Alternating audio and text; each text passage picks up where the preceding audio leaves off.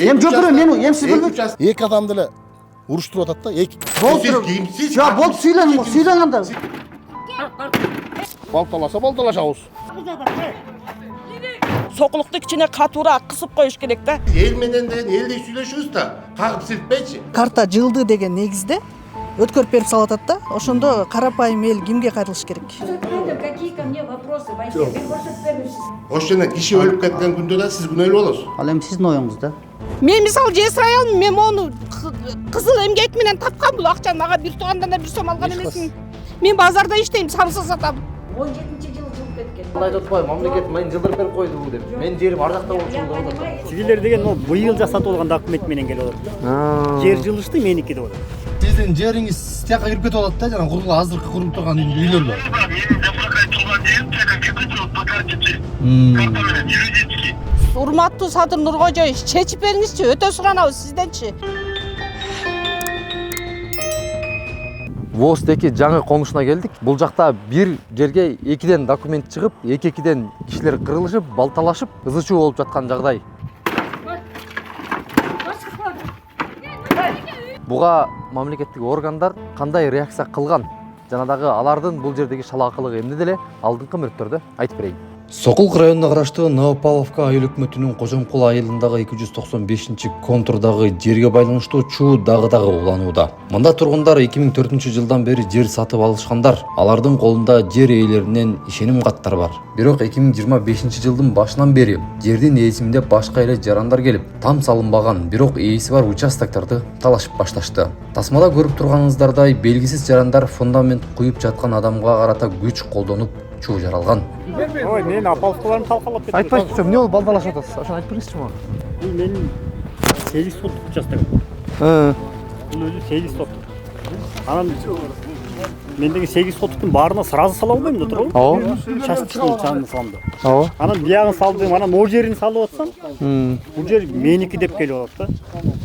О жерге деген мен Ма экөө 8 соттукка бир документ бирде, бир чыккан. О, мен чогуу сатып алгам да. Бир сатып алгам да. Ал силердин колуңарга эмне кагаз көрсөттү? Меники деген. Доверенность бар. Жок, тигилер. Тигилер. Тигилер деген ол быйыл жасатып алган документ менен келип атат. Жер жылышты меники деп атат. Жер жылышты деп келип меники экен деп атат. Эми мурeki жерде Г от Г до А земельные доли Аземова деп атат. Бүгүнкү Морики Аземова деген Г до А деген Аземованыңки. Ушул талашып атат да, аныкы мынакей. От Г до А мына бул түштүк тарабы болот. Бул южный сторона болот. Биздин могу жердин бүткөн жагы болот да.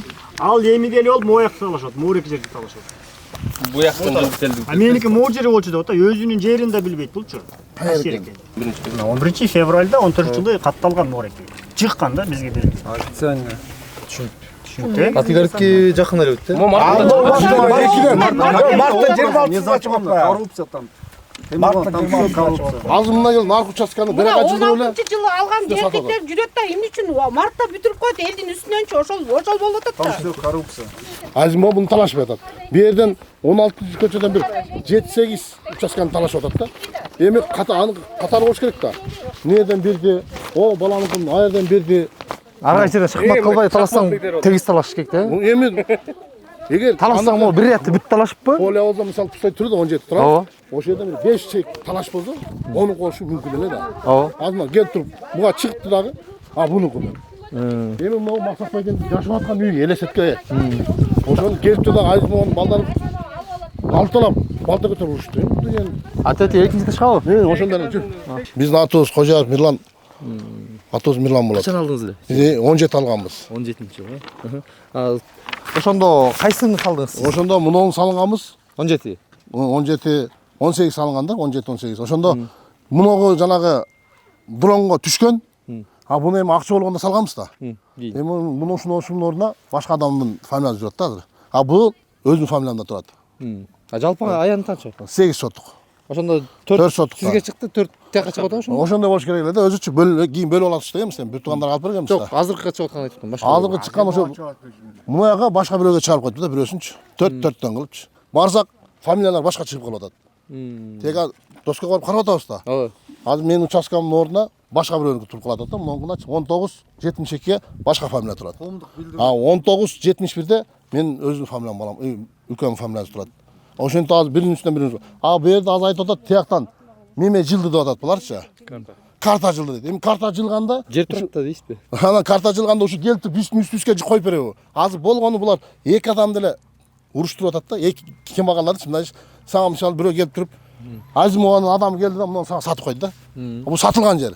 Мына кечен наркы 14 көчөдө эле турган мына. 14-тө ким жашап атат? Ошол жерден дагы фундамент бар участканы сатып атат. Меники деп. Алган фундамент куйган адам башка. Бейбейчара жүрүп да мына. Талада иштеп жүрөт да Россияда.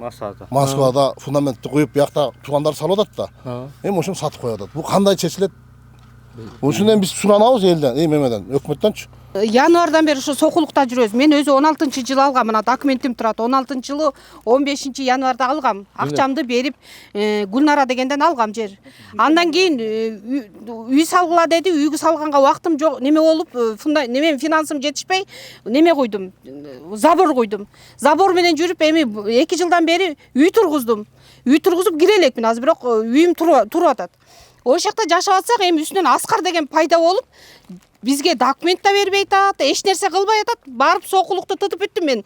Же жумушумдан жок, же үйдөн жок болуп жүрөм монтип ойлода. Үйүмдү кайтарып. Эч документ чыгарып бербей атат. Сокулукка барсаң эле тигил кимге Аскарга жөнөтөт, тигил баласы тигиге жөнөтөт, зам неме тигиге жөнөтөт. Ушинтип эле биздин убактыбызды жеп бүттү. Урматтуу Садыр Нуркожоевич, чечип бериңизчи, өтө суранабыз сизденчи. Бизди кыйнап салды, карапайым элди өтө кыйнап салды буларчы. Сокулук вообще чечпей, же мамлекетке алыңыздар. Бизди мамлекетке алып, мамлекет менен чечип бериңиздер. Биздики вообще каша-маша болуп калды могу босеки. Мен мисалы жер сурай алдым, мен мону кызыл эмгек менен тапкан бул акчаны, мага бир туугандан да бир сом алган эмесмин. Мен базарда иштейм, самса сатам. Мен ошо менен бир сомдон чогултуп балдарымды алып бергем, жетим балдарга. Ушуну бербей атат, мына ыйлап отурам азырчы. 2 күндөн бери давлением көтөрүлүп отурат. Бербейт. Аскардан документ болбоюнча, ал разрешение бербейинче чыгарып бербейт экен мага. Барып ошо разрешение Аскардан барып разрешение алып келди. Аскар эмне деп атат? Барып көрдүңүзбү? Кезикпей атат. Жок, же номерин билбейбиз. Сиз качан алдыңыз жерди? Мен 13 жыл болот быйыл октябрда. Октябрь айында. Стройканы качан баштадыңыз? Стройканы 19-18 жылдары эле баштап койгонбуз. Фундаментин куюп, кийин кашасын кийин көтөрдүк. Менин өзү 6 балам бар. Ушу 7 семьяга Россиядан кайтайлы деп 1-4 сотук участок алсак, ушуну дагы ушу канча жылдан бери келем, кетем, бу жерде менин үйүм жок. Ар кимдикинде жүрөсүң, келем, кайра жүрүп 3 ай, 4 ай кайра кетем, келем, кайра кетем. Үмүт кылып эле жүрөбүз. Эми Россиядан кайтайлы деп атайы ушу Кыргызстандын Россияда тез эле чечет бул нерселерди. Биз жат болсок дагы.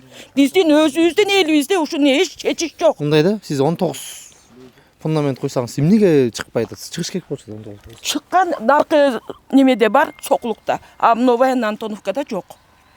Өкмөт өзү киришпесе буларды Сокулукту кичине катуураак кысып коюш керек да. Ансыз бул жактан эч кандай жыйынтык чыкпайт. Жер боюнча амнистия жарыялангандан кийин баарыбыз арыз калтырганбыз. 3 жылдан бери карабай, 2 айда Аземова Жидебүбүгө чечип берип коюп атат да, бул госрегистр, Сокулук госрегистрчи. Мартта чечип берип чыгарып берип коюптур. Эми ошолордун кишиси келип алып карапайым элдин үй салып атса балталашып ушундайга чейин барып атышат да. Бул жерде эки-экиден элди кырылыштырып атышат. Бул мамлекет Сокулук администрациясы, госрегистр, архитектура комиссия, жер комиссиясы чечет деп, бирок эки тарапка тең жерди жазып кетип туруп, бир тарапка иштеп коюп атышат да. Негизи ушундай чыр жерлерге жарыялангандан кийин жер амнистиясы биз кириш керек болчу. Биринчи алган адамдарчы ошо жылдарын караш керек. 2014-жылдан бери сатып алган, бул жерден 22-жылга чейин. Анан март айында 25-жылда башка адамга карта жылды деген негизде өткөрүп берип салып атат да. Ошондо карапайым эл кимге кайрылыш керек? Акимге бардык, зам акимге кирдик. Мен ал жерде 3 жылдан бери жашайм, бала чака менен жашайм. Ошол жерге барайлы десек, эже бара бериң, текшертип коем, бара бериңиз дейт. Келет, балдары келет, бу жер текшерилди дейт дагы. Биздин көзүбүзчө башка мынтип жазат. Мынакай кеткенден кийин башка бирөөнүн атына каттап коюп атышат. А биздин фамилиялар чыкпай атат. Мына 6 айдан бери мен зам аким менен мына аким неме жана сокулуктун адис балдардын колунда жүрөбүз. Бизди баары жогу тааныйт. Күнүгө сагалап барабыз. Эже бүгүн мына эжелерден чыгарып бергиле дейт. Келет, текшерет да, деп мынтип жалгандан эле бириси башка кагаз көтөрүп келип эметет да, бириси биякты карап туруп башка кагаз менен каттап коюп атышат. Акыйкат жок болуп атат, бу жерде чындык жок болуп атат. Сүйлөсө эле Аскардын сөзүн сүйлөп коюп атышат, сүйлөсө эле Тынчтыктын сөзүн сүйлөп коюп атышат. Азимованын сөзүн сүйлөп коюп атышат. Мындай экен да менин түшүнүгүмдө. Бул тарабыңардан Азимов кысып келсе, мындан Аскар кысып келип атат да ошондо турабы? Эки кишинин ортосунда кыйналып аткан турбайсыңарбы? Гектарщиктердин ортосунда болуп атат да, гектарщиктер. Абдыразак сөйлөп коюшу. Айта бериңиз. Аземович өзү деген меники тетсерде деп эле ачык эле айтып аткан. Негизи. Башында сөзү. Хакимияттан тетакта деп эле айтып жүргөн. Анан эми жер жылышты деп туруп эле келип алып атат өзү. Карта жылды деп эле. Карта жылды. Ошондо алды эле жерин таппай калган турбайбы? Ал өзүнүкү билбейт так экен. А өзүнүкү карта боюнча те ар жакта жүрөт. Мунун баарычы хакимият кылып атат. Биздин мен атымдагы менин 2117 номердеги жерде. Азыр мен ордума башка бирөөдү Аземованын кишилери келип тур. Аземованын адамдары келип каттап атат. Азыр биз тактап текшерсем мен Аземованын кишилери экен ошо менин ордума келген. Азыр эмне кылабыз десем, чере сот болот деп дештиби? Ошондой эме кылып атат, бизди кыйнап атат. А биз буларды бир жума болсо эле буларды илинип атпайбы? Бир жума болду буларды. Ооба. Аземоваларды бир жума болду. Биздики 3 айдан бери ошо базага каттатып койгонбуз, компьютерге түшкөн. А мунуку бир жума болгондон сразу чыгарып коюп атат ушулар. Участоктарды талашып жаткан Жидебүй Аземовага байланышууга аракет кылдык жана анын Тынчтык аттуу уулу менен телефон аркылуу сүйлөшүп алдык. Тынчтык мырзанын айтымында Сокулук райондук мамлекеттик администрациясынын жер комиссиясы күчкө салып эле анын өз жеринен жылдырып салган. Азыркы учурда аны эл менен бетме-бет коюп, каршы кылып койгон. Бул үчүн Тынчтык мырза мамлекеттик администрацияга нааразы экендигин жашырган жок. 96-97 жылдар ошол жерде 3 гектар жер алганбыз. Ошол жерде. Андан кийин сиз ошол жерге бардыңызбы? Бардым. Жана пустой жер турбайбы аны көрдүңүзбү? Ооба, көрдүм. Биздин жер доканчы? Ооба. Ошол биздин жер болчу негизи. Баштан баштап ошол жерди биз иштеп келатканбыз. Андан кийин бул өкмөт алып туруп картаны өзгөртүштү да буларчы. Анткени эмнеге өзгөрттүңүз деген суроо бергенде булар айтып атат. Жанагы картага түшүргөндө мунун кычык мындай кычык экен да бул жерлерчи. Анан көчөнүн баары түз болуш үчүн эметтикти мындай түзгөндө баары кылычтар додот да. Баары кылычтар додот. Анан мен элестеп атымден кечирдим. Темирлан. Темирлан. Элестеп жылдырганда мен ошол жеримде биз иштеп келатканбыз да көрдүм пустой жер 3 гектар. Ооба.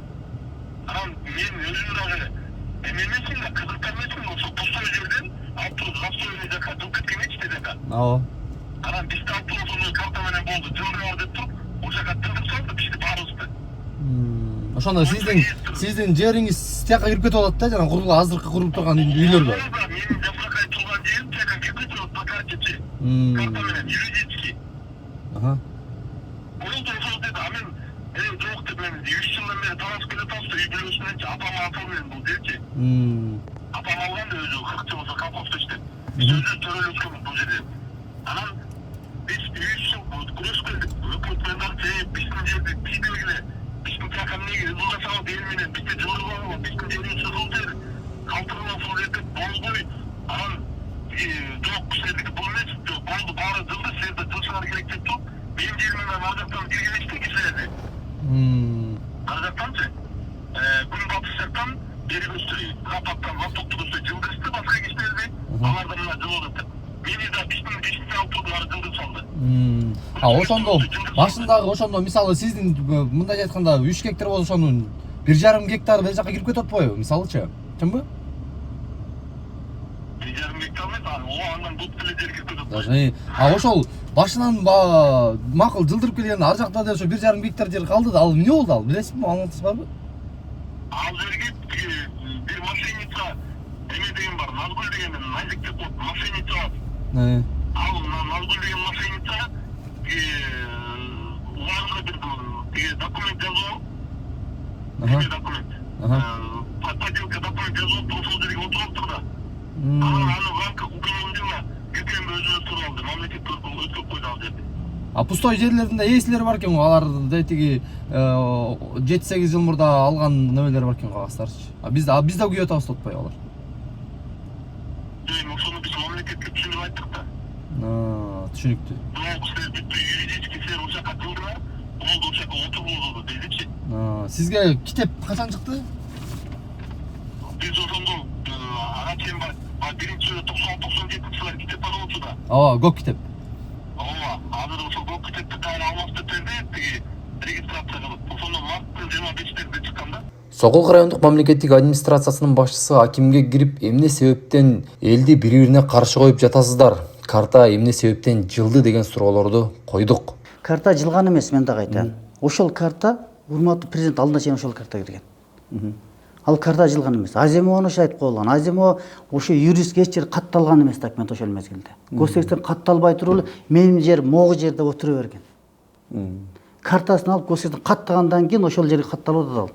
Аземова СМБга дагы, УУДга дагы, Ген прокуратурага дагы, президентке дагы баарына жазды. Тийиштүү органдар бардыгын тактап чыкты карта. Картанын жылганын кандай эмне жазылганын баарын органдар тактап чыгып, ушул карта иштегенин аргасы салып келген. Потому что ошол жерге үйлөр курулуп, баары 40%га жакын үйлөр курулуп калган. Мурда жер, мына силерге айтканда, ошол сугат ыңгайлап туруп, мында косой бөлүнгөн жер. Булар кийин үй курганда ошол жерге түзөп туруп, жолду шагыл төгүп туруп, үйлөр түзөп куруп койгон. Анан биз түздөйбүз, болсак, болсо үйлөр азыр мындай кылсак, үйлөр кайта биздин курулган үйдүн 70-80% бузулушка туура келет деп кайрылган элдер. Анан карта бекиткенде мына жерге кыйкырып келишкен алар. Бекитпесиңер болбойт деп жүздөгөн киши ошол жерде жер ээлерин баардыгыбыз ошого макулбуз деп кол койгонан келишкен бул жерге. Ошол себептен болгон. Анан Аземованын китебин госсекретарь каттагандан ошол каттап берген. Үй салган жерде кызыл китеп чыгып атат. А үй салбаган экинчени ал жалгыз кагаз менен алынган да 2 участок. Анан эмне үчүн ошондо деген үй салынганына өзүнчө бөлүп, үй салынбаганын кызыл китеп чыгып атат. Бул токтоңуз, сиз бөлбөңүз сөзүмдү. Бул эң башкысы. Экинчисинен сиз айтып атасыз, могу жерден могу карта жылып кеткен боюнча деп атасыз. Ал жылып кеткен качан жылды? Эң башкысы. Ага чейин деген эл деген бул жылганга чейин эл үй салып алган да. Үй салып алган үстүнө сиз жылгызып атасыз дагы, ушчандан ызы чучуп атпайбы элдин эки-экиден согушкан, чынбы? Мен шумеси дагы айтып атам. Анан деген сизден азыр мен сөзүмдү бөлбөңүз. Жок, чынбы деп атпайсыз, жооп берип атам сизге. Үчүнчүсүн айтайын, анан үчүнчүсүнөн кийин сиз айтасыз да, жобун. Үчүнчүсүн. Мынакей Аземовду мен билем деп атасыз. Аземовдун китеби деген бул убакка чейин деген убактылуу пользование болчу, билесизби? Билесиз. Анан мына жакын убакта эле аны частный собственностька алмашкызды. Канчалык мыйзамдуу убактылуу пользованияны жеке менчикке алмашкызган. Убактылуу пользование деген бул өкмөттүн участогу, чынбы? Өкмөттүн участогун сиз жеке менчикке өткөзүү бул да сатуу үй болобу же кандай болот? Участокко тең анын ошо берип аткан адамдын укугу жок ал кишиге бергенге. Биз амнистия мыйзамына таянып гана курулуп калган үйгө документ берип атабыз. Жок, ошондой эми жок берем, мен эмсиз бөлбөйт. Участок сатып алганга укугу жок. Мен сизге жок. Жок, сиз ошону мен айтып атпайм. Мен айтып атпайм, жооп берип атпайм, мен сизге айтам. Ал киши 8 сотук участок сатып атат, тегине үй салып атат. Анан тегине деген алганга укугу жок па анын? Мен сизге дагы жооп берейинби? Сиз жанатан бери сүйлөбөй тур дедиңиз. Сүйлөбөй турдум го. Мен айтам. Мен сүйлөбөй турдум го. Мен айтам, 2 участоктун укугу бар. Эгерде үй курулбаган болгондо. Сиз канча болду ушунча мен жыйналышка катыштым. Любой кишинин затыкы айтып атасыз да. Мен сүйлөп атам. Мен жок, болду. Жок, болду, сүйлөңүз го, сүйлөңүндө. Сиз эл менен деген элдей сүйлөшүңүз да. Кагып силтпейчи. Азыр мен сүйлөп атам. Жок, сизди сүйлөдүм, мени токтоттуңуз го. Мен канча жолу катыштым сиз. Жок, сиз токтоттуңуз го мени. Мырза койсоңуз толук угалы, андан кийин суроолор бар. Жок, сиз мени сүйлөбөй тур дедиңиз. Туурабы?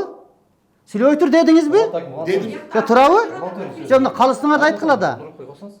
Сиз сүйлөбөй тур дедиңиз. Сүйлөбөй турдум го. Анан мен сүйлөп алайын деп мен сизден сурадым. Эгерде үй курулбаган болгондо мынауга 2 участогуна тең документ берилбейт болчу деп атам. 2 участогуна тең. Себеби мунага саткан кишинин менчик укугу жок болуп берилип аткан деп атам. Түшүндүм. Анан кийин бул үй курулуп калган себептен биз менчик укугун тигинин жашыл китепти менчик укугун сурабастан туруп, курулган үйдө амнистия мыйзамга таянып туруп документ берип коюп атабыз. Бул жерде барлыгы 4 сотуктан участок бөлүнгөн ал жерде. 8 сотук бөлүнгөн эмес. Ана мына жер пустой болгондуктан буну менчик укугу эгерде документи болгондо буга да документ берилмек деп атам. Азыр макул берилбей калды. Эмне болот эми ошол жерде? Бул жер кимдин менчигинде катталып турган болсо, ошол аркылуу ошол жердин несин көрсөткөн жери гана берилет бул. Жок, ошондо деген мисалы 8 сотук участок алса, тегине үй салса, тегин деген ушуну алып коебуз деген сүйлөп. Тегин огородтун эмес, мен сизге айтам. Ал жерде жерлер сиз айтып атасыз, ал жерден өкмөттөн алган жок. Ал деген частный собственностьун сатып алып Жок, атат. там, частный. Ал жерде мисалы адамдын укугунда сен 8 сотук аласыңбы, 10 сотук аласың, 30 сотук аласың, буга деген чек жокко, чынбы? Же чек коюлду эле. Айттым мен жооп берейин. Эми мындай да, сиз болсо үй салган сотугун алсын дагы, тең сотугун алып баксак тигип койгон багың болсо бизден алып коебуз деп атасыз да. Бул деген мыйзамдуубу эң башкысы? Болду, жооп берейинби? Айтыңыз. Сүйлөп болдуңузбу? Жок, сиз кекет мокот бойдон. Жок, жооп берейин. Мен учпай алганда. Жок, сизден сурап атам деп айтып атсам, бузба деп атпайсызбы? Ал жер дагы эскерип атам мен сизге. Ал жерде карта бардыгы 4 сотуктан участок бөлүнгөн. 4 сотуктан бөлүнгөн. 4 сотуктан бөлүнгөн. Мен сизге айттым. Кандай болгондо дагы айттым. Эгер частный кишиден сатып алат, кимден алса дагы 4 сотуктан документ берилет, 4 сотуктан бөлүнгөн. Мыйзамда ошондой жазылган. Анан кийин ошону айттым. Эгерде үй курулбаганда бул документ албайт болчу. Мен дагы айтып коеюн мынакей. Эгерде наразы болсоңуз органга бериңиз, орган жокко чыгарса, органды сотко чейин баргылат, кандай ошону берилет. Азыр бул жерде комиссиянын чечими болот. Комиссиянын чечимине наразы тарап орган чечет. Болду, башка иш бул жерде эч кайда кетпейт бул. Мындайда токтоп жетмечи. 4 сотигине үй салды. Документти аны калайсыңар берип атасыңар. Туурабы? 4 сотиги огород кылып алган. Аны ошо жеке тараптан сатып алган тигил киши. Анан ошондо күйүп калабы? Мен айтып атам ошону. Жеке тараптын менчик укугу барбы саткан кишинин? Маселе ошол жерде болуп атат. Менчик укугу жок адамдар жерди сатып, мен айткан жана 300-400 киши. Анда сатып алган мен карапайым кишимин. Менде эмне күнөө? Мага 4 сот сатып койду. Менде эмне күнөө анда? Мен келип азыр бардым, мына кийиним карап тур. Мен бул жерде 8 сотук жерим бар. Сатам. Ал бул жер 30 миң, 20 миң доллар болуп атат. Мен 10 эле миңден берейин ал десем, сен аласың. Мен барып көрсөтүп берип коюп кеттим. Эртең мен бер ал жерде менчик укугум жок. Мен кайсы жерде, мына жерде көрсөтүп коюп кетип калдым. Менин колумда эч документим жок. Анан сен мага келип доолайсың. Мен барып көрсөтсөм жерим жок ал жерде менин. Ошондой сатып ийген адамдар бар. Анан биз курулуп калган үйгө гана сен ушул жерде курулуп калган үй амнистия мыйзамга такып берип койдук. Менин жерим барбы жокпу, эгер мен сатып ийген болсом дагы үй курулуп калган болсо берип коймокпуз. Амнистия мыйзамга такап туруп. Тиги сатып ийген кишинин укугу жок, жөн бар сатып атпайбы ал жерде? Ошондой адамдар турат ошол жерде. Эгерде туура эмес болсо, органга кайрылган деп атам мынакей. Ушундай атам. Органга биз эмес, сиздер кайрыласыздар. Мен кайрылбайбыз. Биз кайрыласыз билесизби? Ошончо жердин баарын сиздер тактап жатасыздар. Комиссия иштеп атат. Ким кандай кайсы жерге алдамчылык жол менен сатып ийгенин баарын сиздер билесиздер, маалыматыңыздар бар. Тескерисинче укук коргоо органдарына баланча киши баланча жерди алдамчылык жол менен сатып ийген да карапайым иштер момчасы күйүп атат деп сиздер кайрыласыздар. Кайрылган. Камалып атат. Азыр канча киши камалып турат? Азыр ошол именно Бостун өзүнө 6 киши камалып турат. 6. Азыркы күндө камалып турат. Еще мына силер айтып аткан участок боюнча еще сурак берип жүрөт. Өткөндө биз камалып да чыккан бул боюнча. Эми эки жакты сүйлөп атасыз да. Бүт сөзүңүз өткөн сөзүңүзгө окшошпойт да. Бул жерде мисалы айта кеткендей, эл деген аженда участокты 2015, 2017, 2018 алышкан. 2017-18 алышып, ошол чекти чектеп, аны дагы айыл өкмөттөгү земельный эме чечет да, чынбы? Аны мен чечпейм да. Ошол чегин чектеген, ошол жеңге азыр деген эл үй салып алган. Азыр ошол үй салып алгандын үстүнө азыр деген бөлөк адамдын китебин алып келип жайгашып атасыз. Чынбы? Ал бөлөк адамдыкы, эми ал факт болуп атпайбы? Бөлөк адам менен азыр деген бул адам экөө согушуп атышат, экектен чабышып. Ал чабышканга жеке именно акимият сиз күнөөлүүсүз. Ошол жерде киши өлүп кеткен күндө да сиз күнөөлүү болосуз. Ал эми сиздин оюңуз да. Айтып кетип атабыз. Ал мүмкүн эмес. Аземовдун өзү айтып атат да, мас менин жерим ал жер эмес, менин жерим өйдөйрөөк болчу, пустой жак болчу. Меникин эмнеге бери жылдырып салды, мен түшүнбөй атам. Мен азыр эл менен наразы болуп атам деп айтып атат. Эмнеге карта жылып кетти ошо түшүнбөй атам. Вот, түшүнбөгөн ошо айттым. Өзүнүн колунда документ жок, жана жогот айткандай убактылуу пайдаланып ошол жерди пайдаланып жүргөн. Юридический карта 30 күн сенки мына каттап берди. Ал түшүнбөдүм деп туруп бүт органга кайрылды, айттым го.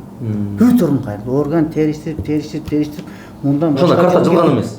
Жок, жылды отургузган тууралуу турган. Карта боюнча государство өзү жооп берет. Келген карта боюнча комиссия жумуш алып барат. Ошол гана. Госрегистр картаны тактап берди, бияка. Тактап берип, комиссия бекитти. Госрегистрге келген вопрос. Сүйлөшүп Рахмат, сүйлөштүк. Картанын жылып кетүүсү боюнча Сокулук райондук кадастр мекемесине кирдик. Мындагы жетекчи карта жылган эмес деп бир айтса, карта жылган деп бир айтат. Кыскасы, жер ээлеринин өтүктөрүн бири-бирине бутташтырып жибергендигин ачык айта албаса дагы анысы айкын болду. Картаны караганда бүтүн үлүштөр отурат. Бир үлүштүн укугу тебеленген жок. Бир үлүш батпай, бири-бирине кийишип, мерасы жок калган жок. Бүт партаң батып. Булар эмне үчүн атат? Кудай сактасын деп атасыз. Ошол жерде талаш болуп, мына Талаш болуп талаш болуп, Загинаев алган. Экекиден согушуп атат деп айтып атпайсызбы? Карта жылган үчүн булар жылды. Карагандай эмне? Жок, азыр кайсы сөз сүйлөп атасыз? Эч ким талашкан жок. Бүт өз местасында деп атасыз. А эл деген тиякта экекиден согушуп атат. Жалгыз эле 3 көчө согушуп атышат. Түшүнүп Мен атасызбы? сизге түшүндүрүп атам, что Загинаевдин жерин бирөө басып алган жок деп атам. Загинаев өзүнүн ордунда отурат. Ооба, туура, отурат. Эми анын үстүнө Аземова азыр келип чыгып атпайбы? Анын үстүнө эмес, опять түшүнбөй атасыз. Жок, Аземова менен сүйлөштүк, алда айтып атпайбы? Мамлекет мени жылдырып берип койду деп. Менин жерим ар жакта болчу Я деп атат. понимаю, если накладка болуп калса, мынакей мен сизге Накладка болуп калса, накладка жок, мен туура айтып атам. Мынакей. Мына Аземовдун жери турат. Мынакей Загинаевдин жери турат. Где накладка? Туура. Мына могул жак Просто азыр ушул атпайбы? мына могул жер, допустим, могул жерде, допустим, Дүйшөнүлүү Аскар деп атабыз, собственник, да? Дүйшөнүлүү Аскар Загинаевдики. Мынакей, могул жерден границасы башталса, азыр могул жерден башталат. Жок, ошол башталган үчүн ошол жылган. Мен сизге көрсөтүп бердим, какие ко мне вопросы, байке. Мен көрсөтүп бердим сизге. Мындай да? Мына могул чийген жерде азыр элдер отурат. Аземова азыр келип алып доолоп атат булардан. Ар бириң менен эсептешем сен деп атат. Бош участоктардын баарын мен өзүм алам деп атат мыйзам чегинде. Маселе ошондо болуп атпайбы? Сиздер деле айтып жатпайсыздарбы? Ким укугуга ээ болсо ошого аттап беребиз бош участоктарды деп. Ушул эле карта, вот в этом состоянии. Эта карта Көздү чоңураак ачып карайынчы мындан. Караңыз. Мынакей, вот могул границада крестьянское хозяйство жидебилүү Аземовду кайтарып отура берген ушуну. Бул жерде уже 17-жылы эле укук катталып кеткен башка бирөөнүн. Мына могул жерге чейин отурат анын участкасы. Понимаете? Это мен мындай. Ошондо Аземова өзүнүн жери кайерде экенин билбейт да? Мен могул жерди Мода кайтарып отура берген да? Жок, эми бул жер ошо союз учурунда ушуга беришкен да. А просто могу 17-жылы жылып отурган. 17-жылы жылып кеткен. Во всяком случае кайсы жылы жылганын билбейм, но 17-жылы каттоодон өтүп кеткен. Көрдүңүзбү мына жылып кеткен деген сөз болуп атпайбы? Да, Жылып кеткен. Накладка бар. Накладка жок, жылып кеткен. Накладка это бири-бирине кабатташып калат. Кабатташып атпайбы, жарым жок. Ошол кабатташкан үчүн азыр эл согушуп атпайбы тиякта экекиден, түшүнүп атасызбы? Согушса, мен сизге түшүндүрүп бердим, баарын көрсөтүп бердим. Ошол- Что вы хотите от меня, байке? Я хочу от вас, вот, как вы не понимаете, в каком языке должна быть? Мындай да, Чыгып келген. накладка болгон үчүн Аземов келип элдин үстүндөгү участокты үй менен сатып атат, түшүнүп атасызбы? Алып атат. Мен ушул меники болот деп айтам. Загинаевдикин алып. Ал кагаз документти көрсөтүп туруп, мына бул меники мыйзам чегинде. Загинаевдин өзүнүн жери бар. Жок, Загинаев айткан жокмун. Ошол Аземова. Загинаевдин үстүнө келип азырын Аземов накладка болуп ызы болуп атат, экекиден согушуп, түшүнүп атасызбы? Азыр эч ким накладка болгон жок деп жөн эле Кудайга мен сөз сүйлөп атасыз. Байке, мен сизге накладкадан эте бири-бирине кабатташып калган сөз. Дал өзү. Кабатташкан жок. Кабатташып атпайбы? Жылышып кетти, кабатташкан жок. Мына эжеке. Бул Аземова, бул Загинаев. Могул жерде үйлөр бар. Мына. Азыр мына. Мына ушундай. Просто үйлөр ошол Ана мына азыр могул жерден кырылып. собственник поменялся. Жылышты. Тырылышып атышат азыр. Билем, байкеси, мен то, что алар урушуп атканын мен билем. Эми согушуп атышпайбы эл? Мына булар кыйнап деле жооп бере алышпайт экен. Эл согушуп атышат да тияктачы. Эч кандай эме жок. Вы какой результат ждете? Вот В смысле, я что какой должна результат? сказать? Если Мен сизге айтып атам, жылдык иесинин Жок. укугу тоже турат. Накладка жок деп койсо, накладка кылып кой. Мен сизге не то, что картаны көрсөтүп бердим. Сиздин бул кагаздагычы башка, тияк башка болуп атпайбы? Мен билем башка болуп атканын, байке. Билип атсаңыз аны эмне калпайт атасыз бул Мен жерде? сизге калп айткан жокмун. Ажын накладка жок, өз местасында бүт сопсон деп атасыз. Бүт барда карта менен отурат. Эми айтылды да, сиз айтып деп атат бияқта. Я Азыр мында ушул маселени чечкенге эмне жол бар? Ушул маселени чечкенге эмне жол бар? Только индивидуально ар бирөөнү карайбыз. ар бирөөнү карайбыз, это однозначно. Бүт доверенностьту текшеребиз, потому что поддельный документ менен бирөөнүн жерин бирөөгө сатканга болбойт. Үйлөрү турган, фундаментте турганды өткөрүп беребиз.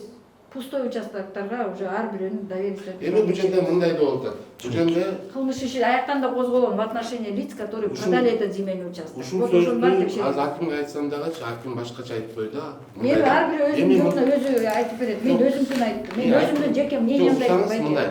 Бул жерде киши 2 участок сатып алган, 8 соток. Азыр бул башына үй салган.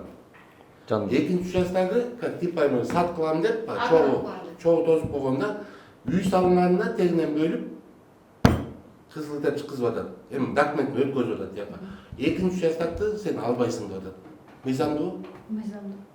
Эмнеге? Потому что азыркы күндө үлүш ээси менен такташ керек. Мен сизге дагы айттым, вот кайсы документин сатып алды, комиссияга алып келет, ар бир арызды алып келет. Вот вы тоже принесете, кайсы документин алса, Сагинайсын сатып алдым деп, телхат менен сатып эле. Ошолорун бүт алып келесиз, ошонун баарын текшеребиз, териштиребиз, анан кийин чечим кабыл алабыз. Кыскасы аякта тып-тынч деп коебуз. Не то, что тып-тынч. Я что должна, вы что от меня ждете? Эми если ошол жерден 2 адам мушташып, азыр ызы чуу чабышып атышат да. Киши өлүп калса сиз отвечать этесиз. Эмнеге мен отвечать этем? Ошол сиз накладка кылганыңыз үчүн ошондой болуп атат тиякта. Кылгансыңар, накладка кылган. Накладка болгон үчүн ошондой болуп атпайбы? Өткөндө бул балаңыз деген келди, бул жер жылышкан эмес, бул жер жылышса 10 сотук эле жылышып кетиши мүмкүн деди. Бул балаңыз айтты да. 10 сотукту эсептеп берсиңизчи деди. Биягы 200, узуну 200 болсун. 200 метр. Анан 10 сотук чыккызыңызчы Мен канча болот? сизге айтып атам, ар бирөө келет арызы менен, ар бир киши кимден сатып, Загимнайдын сатып алды, ошол жерге келет, ар бирөөнү лично текшеребиз. Кыскасы, Жок, силер документ өткөрүлсүңөр азыр. Документ Өткөргөндө илбей атышат. Илбей. Кайра башка бирөөнү илип Башка фамилияны илип Мурунку атышат. жума башканы. Жок, сиздин үйүңүз турса, сиздикини эле илет, эжеке. Илген жок. Үйүңүз турса, Фундамент. сиздикини эле Үйбес илет. фундамент илген жок да. Илген жок. Фундаментти качан куйдуңуз? Тек 2000 канчанчы жылы болгон. Качан куйдуңуз фундамент? Фундамент деген 2000 20-й это 2020. 20 болсо сиздики илинет. мындай да. Сиздики илинет, 20 болсо сиздики А илинет. жерде мисалы үчүн башкалар деле бар да, мисалы үчүн менин эжем бар. Мен сизге Самара айтып атам, сиздин проблемаңызды билем. Ар бир ажарандын маселесин лично карайбыз комиссия. Просто эле мындай список кылып эле голосовать этип койсо, ар бирөөнүн карап, ар бирөөнү териштиребиз. Анан ошол жерде деген жанагы мында эле алган Улук деген бала бар, 6 баласы бар. Ошолор деген сала албай жүрүшүп, баягы күнү деген эмне болгон, эмне мыдырын баарын сатып туруп ошол жерге салды. Эми ошонун үстүнө башка бирөөнү чыгарып койдуңар да. Аларга жөн эле чыгарып берип койгон. Эми моундай эле той-тойго временка салды. Үйүнө барсам деле жүрөгүм ооруйт. Анын эмесин башкага чыгарып койдуңар. Каяка чыкты? Башка киши. Дагы бир башка бирөө илинип калыптыр. Аял ыйласа балдар менен жөн эле жиндүү болот. Самара, вот вы с людьми же. Сиз мен менен эле мен макул курировать этейин, ошол Хорошо. иштешиңизчи мен менен эле. Сиз менен иштешкенде жок, ошондойчо ошол элдер өзүнүн укугун билиш керек да. Закондо жазылып турат. Если ошол жерден бирөө эме коомдук билдирүүгө илинип атса, 17-пунктта жазылып турат. 30 күнүн ичинде акимчиликке арыз жазыш керек. Менин талашым бар, бул жерди мага саткан деп. Ошол себептен биз аны уже карабайбыз. Ал арызды тең карап туруп, анан териштирип туруп, анан кийин чечим кабыл алабыз. Жаңы конуштардагы жер боюнча чуу көпкө улана тургандай. Себеби минтип мамлекеттик органдар карта жылды деп биринин үстүнө бирин кийгизип жатса, жерге зар болгондор балталашпай эмне башынан салашмак беле. Эгер кырсык болуп кимдир бирөө жабыркап кала турган болсо, ким жоопту деген суроо түйшөлтпөй койбойт.